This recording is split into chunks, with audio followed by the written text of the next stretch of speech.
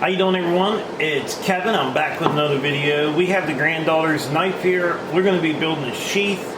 It's a nice rainy day out there, and it's a good time to build this sheath for this knife. We've done all of the basket weaves, and I picked up some new stamps here, and I think we're going to try something different this time. So I'll be showing you these later in the video.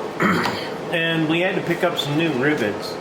Seems like rivets, you need so many different sizes, but hopefully these will work for our project.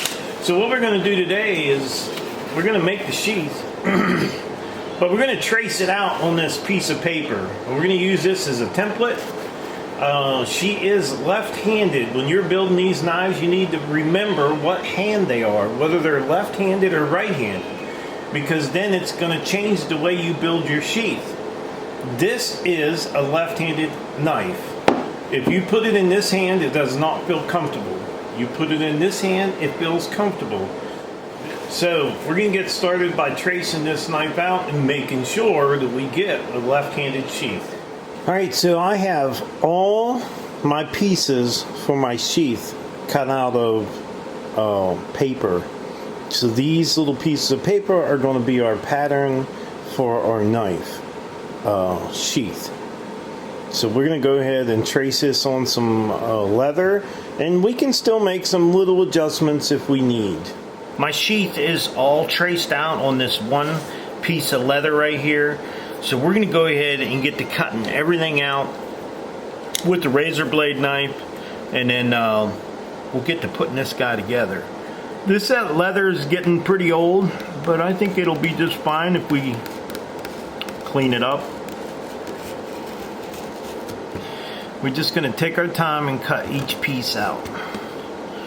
Now mind you, we can cut some of this a little bigger. Yeah, it doesn't matter.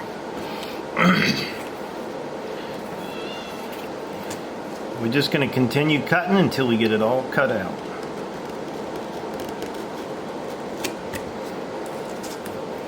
Just take your time on this part.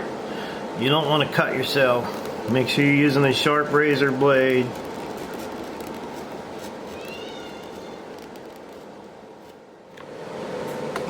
Alright, as I was cutting this, you can see this is the first one that I cut, and I didn't realize I cut it backwards.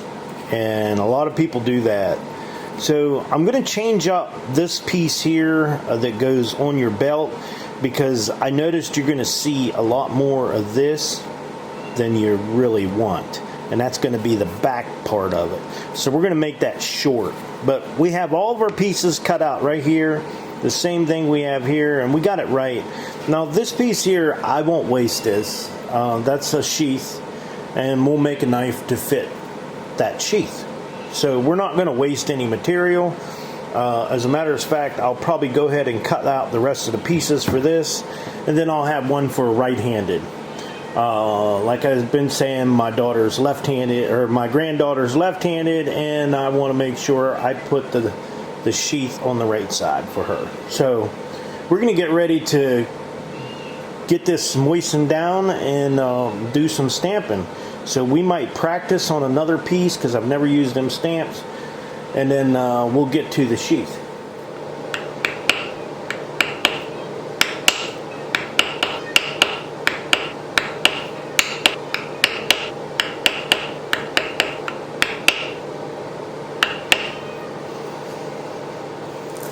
Well, you can tell these things are homemade because I made them. So we got that stenciled out. I think that looks pretty good. Now, there's only going to be a little bit of this showing on the front, so maybe you won't be able to see where I got a double stamp there, but we'll be folding this guy over, and then we're going to have to fold it over and get it sewed. But we're going to let it sit there a little bit. I'm going to take a little break, and then we'll come back to it.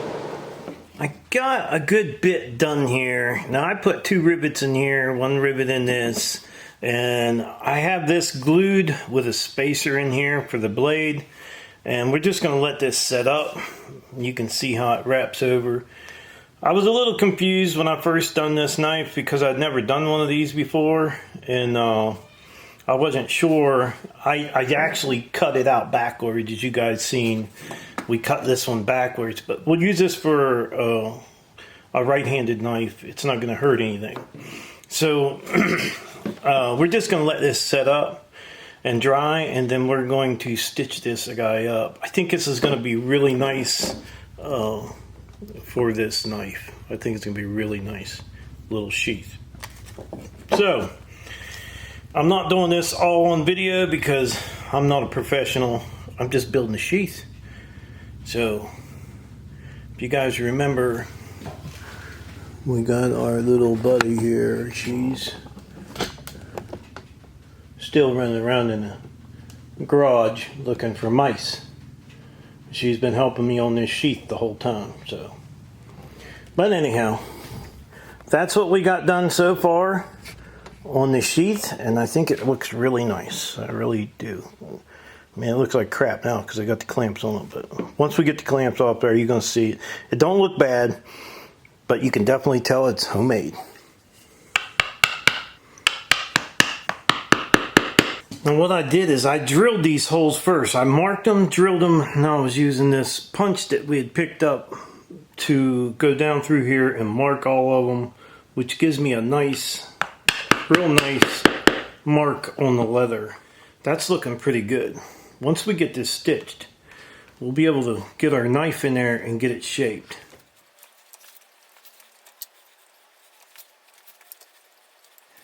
I just put the snap on there, got this all sewed. I think it's looking pretty good. I haven't decided whether I'm going to stain this a darker color or I'm going to leave it a lighter color. Kind of liking the light. I was thinking about the dark, but I kind of like the light. So, but we got a little time to think about it. This is a left-handed sheath, so this would go on your left side for my little granddaughter. I think it looks pretty good at a distance. Way far back, it looks pretty nice. It is a sheath. So we'll get her finished up here and then we'll get you right back in. Okay, we decided just to leave the sheath this color. We're not going to stain it. We're just going to leave it that color, and I used some saddle soap on it, and I think this knife really turned out beautiful. I think my granddaughter is really going to be happy with it. It's very sharp, and you can shave with it if you'd like. It'll shave pretty easy. So she won't be getting this until she gets a lot older. Now, I have 4 of these knives that I made, one for each one of my grandkids, something from Pat.